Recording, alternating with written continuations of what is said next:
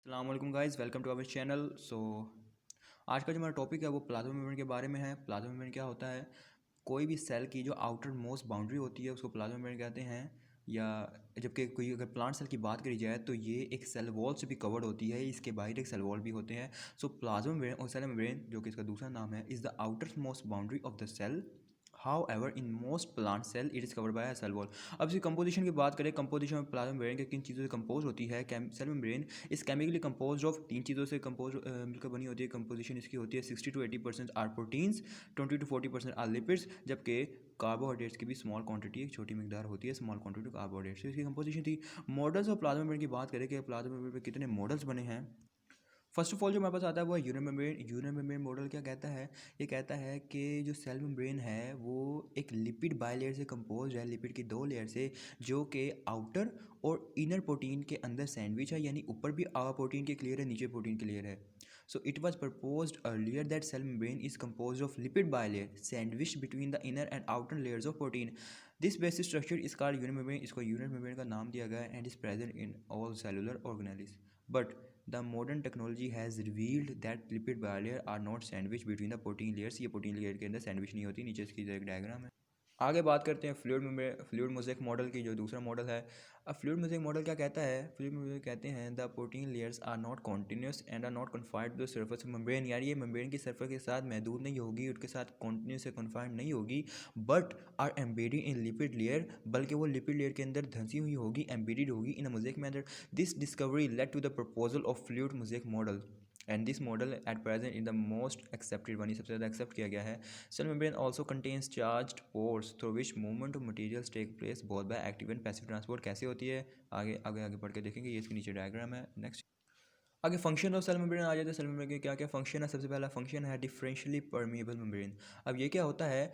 Materials या substances की जो ट्रांसपोर्ट होती है, ये इसका सबसे अहम रोल होता है। One of the vital roles it plays for the cell. और वो कैसे करती है? ये it offers the barriers between the cell contents and the environments allowing only selective substances to pass through it। यानी सिर्फ selective substances को ही जाने देगी। thus it is called differentially permeable membrane और selectively permeable membrane। दूसरा जो इसका function है वो है maintains definite gradient। वो कैसे? the substances which are lipid soluble cross it more easily than others। यानी जो lipid soluble substances हो गए वो ज़्यादा easily इस पे से गुजर जाएंगे। therefore it regulates the flow of material and ions to maintain a definite gradient।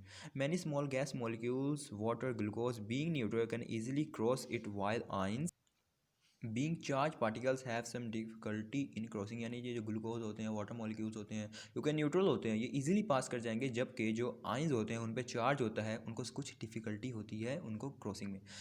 तीसरा हमारा पॉइंट है मूवमेंट ऑफ मटीरियल्स। अब many substances which are not needed constantly enter the cell by passive transport. Passive transport से वो enter होगी, other are taken up against the concentration gradient. अब वो कैसे जाते हैं? They move from area of low concentration to the area of high concentration. यानी low concentration के एरिया से हाई कंसनट्रेशन के एरिया में मूव करेंगे। अब ये जो मूवमेंट होगी, this uphill movement of materials require energy. इसको एनर्जी रिक्वायर होती है, और देता कौन है? इस टर्म एज एक्टिव ट्रांसपोर्ट। इसको एक्टिव ट्रांसपोर्ट का नाम देते हैं। और ये एनर्जी कहाँ से आती है? इसको कौन देता है? The energy use for this movement is provided by ATP. उसको एटीपी प्रोवाइड करता है। फोर्थ पॉइंट है हमारा एंडोसाइटोसिस का। In many animal cell the cell membrane helps to take in material by infolding in the form of vacuoles. यानी क्या करेगा?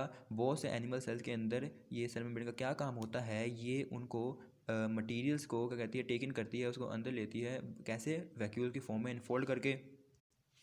इस किस्म की जो इंटेक होती है, this type of intake is termed as endocytosis. उसको एंडोसाइटोसिस का नाम देते हैं। अब एंडोसाइटोसिस भी दो किस्म की हो सकती है, फेगोसाइटोसिस एंड पिनोसाइटोसिस। फेगोसाइटोसिस क्या होता है? टू अनगल्फ सॉलिड पार्टिकल्स, यानी सॉलिड पार्टिकल को इंटेक करना। पिनोसाइटोसिस क्या होता है? To take in liquid material, liquid substances, उनको टेक इन करना।